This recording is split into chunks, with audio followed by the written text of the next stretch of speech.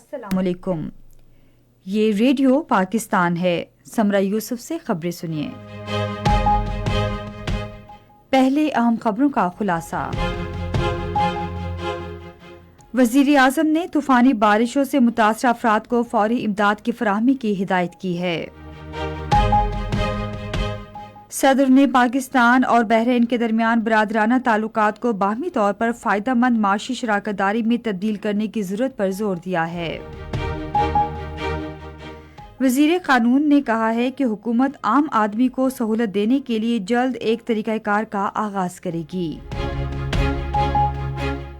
محصور غزہ میں گزشتہ 24 گھنٹے کے دوران اسرائیل کے جاری وحشیانہ حملوں میں مزید 93 فلسطینی شہید ہو گئے۔ اور اب خبروں کی تفصیل۔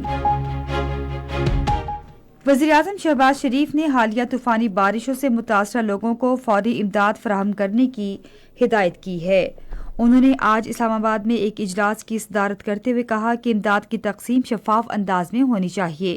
انہوں نے ناگہانی آفات کے قومی ادارے کو ہدایت کی کہ صوبوں کے تعاون سے متاثرہ علاقوں کا مشترکہ سروے فوری مکمل کیا جائے۔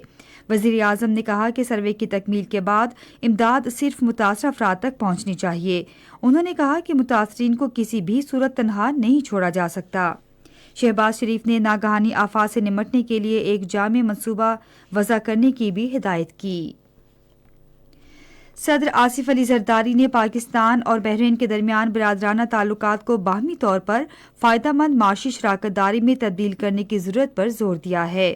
وہ بحرین کے نیشنل گارڈز کے کمانڈر جنرل شیخ محمد بن عیسیٰ بن سلمان الخلیفہ سے گفتگو کر رہے تھے، جنہوں نے اسلام آباد میں ان سے ملاقات کی۔ صدر نے کہا کہ پاکستان مشترکہ مذہب، ثقافت اور تاریخ پر مبنی بحرین کے ساتھ اپنے تعلقات کو بڑی قدر کی نگاہ سے دیکھتا ہے اور ان تعلقات کو مزید مستحکم کرنے کا خواہاں ہے۔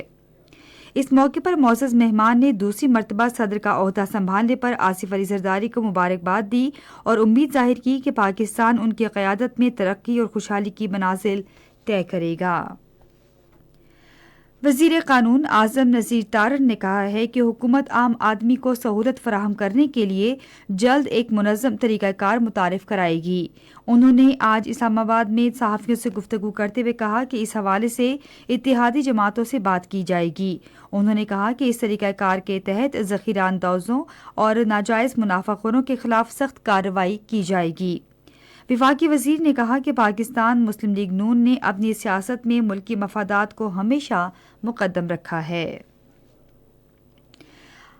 ہاؤسنگ اور تعمیرات کے وزیر میاں ریاض حسین پیرزادہ نے کہا ہے کہ معاشرے کے غریب اور پسماندہ طبقات کے لیے ارزاں رہائشی سہولیات کی فراہمی حکومت کی اولین ترجیحات میں شامل ہے۔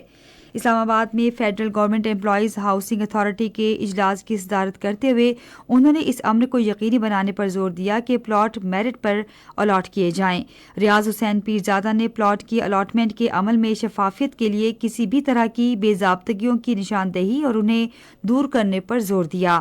وفاقی وزیر کو اتھارٹی کے ڈائریکٹر جنرل ظفر اقبال نے محکمے کی انتظامیہ اور کارکردگی کے بارے میں بریفنگ دی۔ پاکستان، امریکہ اور سعودی عرب کی کمپنیوں کے درمیان صحت کے شعبے میں بہتر خدمات کی فراہمی میں انقلابی تبدیلیاں لانے کی غرض سے ایک 100 فریقی معاہدے پر دستخط کیے گئے ہیں۔ یہ معاہدہ پاکستان کی کمپنی انفوٹیک گروپ، امریکی کمپنی ویلرین سسٹمز اور سعودی عرب کی کمپنی اوبیکان انویسٹمنٹ گروپ کے درمیان ریاض میں 2024 لیپ ٹیک کانفرنس کے دوران ہوا۔ اس 100 فریقی معاہدے کا مقصد صحت کے ڈیجیٹل پلیٹ فارمز، آسان رسائی، عالمی صحت کی سہولتوں میں اضافہ اور جدت کی نئی راہیں تلاش کرنا ہے۔ اس اقدام سے پاکستان کے آئی ٹی کے شعبے میں سرمایہ کاری مزید بہتر ہونے کی توقع ہے۔ پاکستان نے Jammu Kashmir people's freedom league اور جموں کشمیر پیپلز لیگ کے 4 دھڑوں کو غیر قانونی تنظیمیں قرار دینے کے بھارتی حکام کے فیصلے کی مذمت کی ہے۔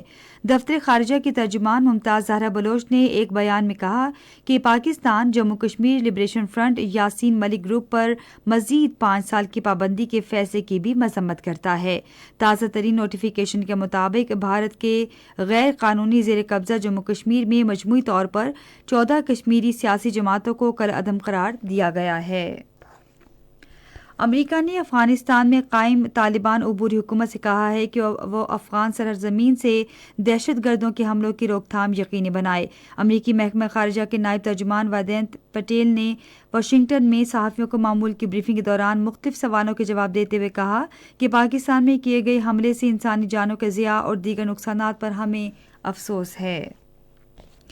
محصور غزہ پر اسرائیل کے وحشیانہ حملے جاری ہیں۔ گزشتہ 24 گھنٹے کے دوران ان حملوں میں مزید 93 فلسطینی شہید اور 142 زخمی ہو گئے ہیں۔ اسی کے ساتھ خبریں ختم ہوئیں۔ مزید خبروں تجزیوں کے لیے آئیے ہماری ویب سائٹ radio.gov.pk پر اور فیس بک کے link radio Pakistan news official پر براہ راست ویڈیو اسٹریمنگ بھی ملاحظہ کیجیے۔